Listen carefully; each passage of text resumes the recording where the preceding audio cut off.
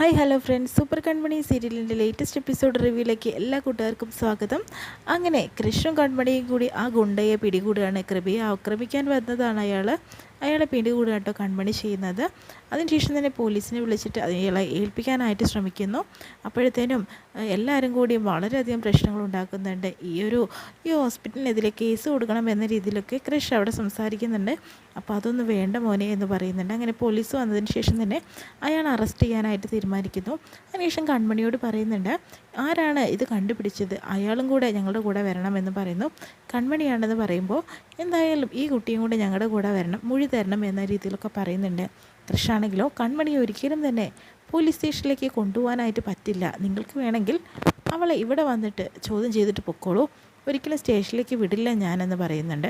അപ്പോൾ സാഗർ ചോദിക്കുന്നുണ്ട്, എന്താ മോനെ ഇങ്ങനെയൊക്കെ പറയുന്നത്, അങ്ങനെ പറയാനായിട്ട് പാടുണ്ടോ എന്ന് ചോദിക്കുന്നുണ്ട്. അത് പറഞ്ഞിട്ട് കാര്യമില്ല വെച്ചാൽ ഇവളെ കൊണ്ടുപോകില്ല. അപ്പോൾ കൺമണി തന്നെ പറയുന്നുണ്ട്, ഞാൻ വരാം സർ എന്ന് പറയുന്നു. അതിനുശേഷം വീണ്ടും കാണിക്കുന്ന കൺമണി ആ പഴയ കാര്യങ്ങളാണ് കൃഷും കൺമണി തമ്മിലുള്ള ആ പഴയ നല്ല മൊമെൻറ്റുകളൊക്കെ കാണിക്കുന്നുണ്ട് കേട്ടോ. അതിനുശേഷം തന്നെ ബലരാമനെയും അമ്മയാണ് കാണിക്കുന്നത്. അതിന് ക്ലീറ്റസിന് അടി കൊടുക്കുന്നുണ്ട്. ഞാൻ പറയാതെ ഒരു ഗുണ്ടയെ അവിടെ വെച്ചിട്ട് കൃപയെ കൊല്ലാൻ വേണ്ടി ശ്രമിച്ചത് എന്തിനാണ്, ഇപ്പോൾ എല്ലാം തന്നെ ചളമായില്ലേ, ഇപ്പോൾ അയാളെ അറസ്റ്റ് ചെയ്തില്ലേ എന്ന് പറയുന്നുണ്ട്. അപ്പോഴത്തേനും സാറിനെ ഞെട്ടിക്കാൻ വേണ്ടിയിട്ട് ഞാൻ ഒന്ന് ചെയ്തതാണ് സർ, അല്ലാതെ ഒന്നുമല്ല. പക്ഷേ ആ കൺമണി നമ്മൾ വിചാരിച്ച പോലെ ആളെയല്ല, അവളാണ് ഇതെല്ലാം കണ്ടുപിടിച്ചത്. കൺമണി അവൾ എന്താ ഇങ്ങനെയെന്ന് അമ്മ ചോദിക്കുന്നുണ്ട്. ഞാനത് ആദ്യമേ പറഞ്ഞത്, ബിഹാറിലേക്ക് അവളെ കൊണ്ടുവരണം, അവൾ ബ്രില്യൻ്റാണ്, എല്ലാം കൊണ്ടും ഉയർന്നൊരു സ്ഥാനമുള്ളവളാണ്, അവൾ പുറത്തുനിന്ന് നമുക്ക് പ്രശ്നമാണ്, കൺമണിയെ ബിഹാറിലേക്കും ആ കൃഷ്ണനെ പരലോകത്തേക്കും എന്നാണ് ഞാൻ വിചാരിച്ചുകൊണ്ടിരുന്നത്, പക്ഷേ ഇവൻ കാരണം എല്ലാം തകിടം മറിഞ്ഞു എന്ന് പറയുന്നു.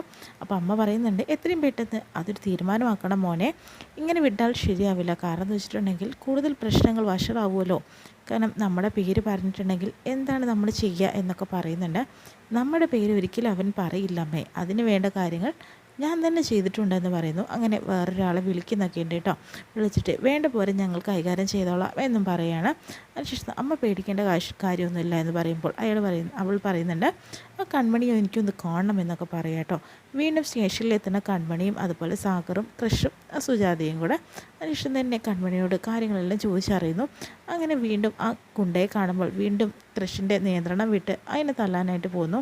അങ്ങനെ എല്ലാവരും കൂടി പിടിച്ചു മാറ്റിയാണ് ചെയ്യുന്നത്. സർ ഇങ്ങോട്ട് വന്നേ എന്ന് കൺമണി പറയുന്നുണ്ട്. അതിനുശേഷം വീണ്ടും സുജാത പറയുന്നുണ്ട്, ഈ കുട്ടി കാരണമാണ് എൻ്റെ മോൾ ഇന്ന് ജീവനോടെ ഉണ്ടായിരുന്നത്, അല്ലെങ്കിൽ എൻ്റെ മോൾ വീണ്ടും മരിച്ചു പോയേനെ എന്നൊക്കെ പറയുന്നുണ്ട്. ഇവൾക്ക് വെറും കൺമണിയല്ല, ഞങ്ങളുടെ കണ്ണിലുണ്ണി കൂടിയാണെന്നൊക്കെ പറയാട്ടോ ചെയ്യുന്നത്. അത്രയും മിടിക്കുകയാണെന്ന് പറയുന്നു. അതിനുശേഷം തന്നെ കൃഷ് കൺമണിയും കൂട്ടിക്കൊണ്ട് പോവാട്ടോ ചെയ്യുന്നത്. സർ എന്താ ഇങ്ങനെ എല്ലാവരോടും വഴക്കിട്ട് നടക്കുന്നത്, ഇങ്ങനെയൊന്നും ചെയ്യരുത് സർ എന്ന് വലിച്ചിട്ട് പോവുകയാണ്. അതിനുശേഷം തന്നെ സർ ഇവിടെ ഇരുന്ന് സമാധാനമായിട്ട് ഇരിക്കും, എൻ്റെ മൈൻഡ് ശരിയല്ല കൺമണി, കാരണം അവൻ എൻ്റെ അനിയത്തിയെ കൊല്ലാനായിട്ട് ശ്രമിച്ചില്ലേ എന്നൊക്കെ പറയുന്നുണ്ട്. സർ ഞാനൊരു കാര്യം പറഞ്ഞിട്ടുണ്ടെങ്കിൽ കേൾക്കോ എന്ന രീതിയിൽ കൺമണി ചോദിക്കുന്നുണ്ട്. നീ പറഞ്ഞാൽ ഞാൻ എല്ലാം അനുസരിക്കും, കാരണം ഇന്നെൻ്റെ കൃപ ഇപ്പോൾ ജീവനോടെ ഇരിക്കുന്നത് നീ കാരണമല്ലേ കൺമണി, അതുകൊണ്ട് നിന്നോട് എനിക്കൊരു പരിഭവമില്ല, ഇനി നീ എന്ത് പറഞ്ഞാലും ഞാനെല്ലാം തന്നെ കേൾക്കും. സർ മാത്രം കേട്ടാൽ പോരാ, എനിക്ക് സാറിനൊരു സോറിയും നന്ദിയും ഒക്കെ പറയാനുണ്ടെന്ന് പറയുന്നു. എന്താ കൺമണി പറയാനുള്ളത് എന്ന് ചോദിക്കുകയാണ്. അതൊക്കെ ഞാൻ പിന്നെ പറയാം, സാറിൻ്റെ മൈൻഡ് ഒന്ന് കൂളാക്കണം, അതിനുവേണ്ടി നമുക്കൊരു എക്സസൈസ് ചെയ്താലോ എന്ന് ചോദിക്കുകയാണ് കേട്ടോ. എന്താണത്?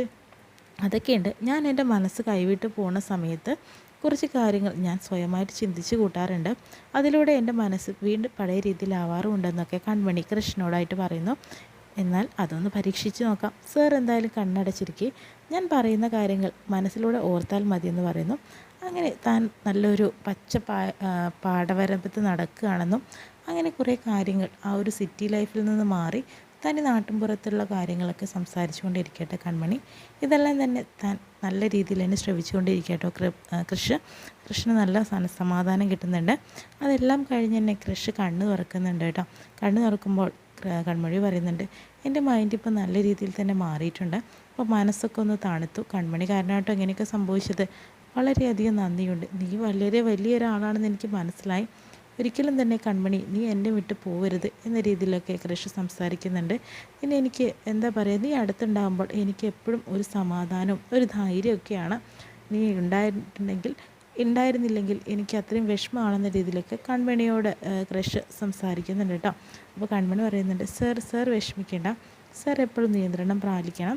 സാർ എന്നെ എന്തൊക്കെ ചെയ്താലും സാറിന് ഒരിക്കലും എനിക്ക് നിന്നെ വിട്ട് പോകാനായിട്ട് സാധിക്കില്ല എന്ന രീതിയിലൊക്കെ കൺമണിയും കൃഷ്ണനും പരസ്പരം സംസാരിച്ചുകൊണ്ടിരിക്കുകയാണ്.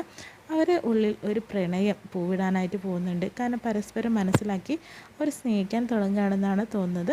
ഇത്രയും കാണിച്ചുകൊണ്ടിരുന്ന എപ്പിസോഡ് വിശേഷം കഴിയുന്നത്.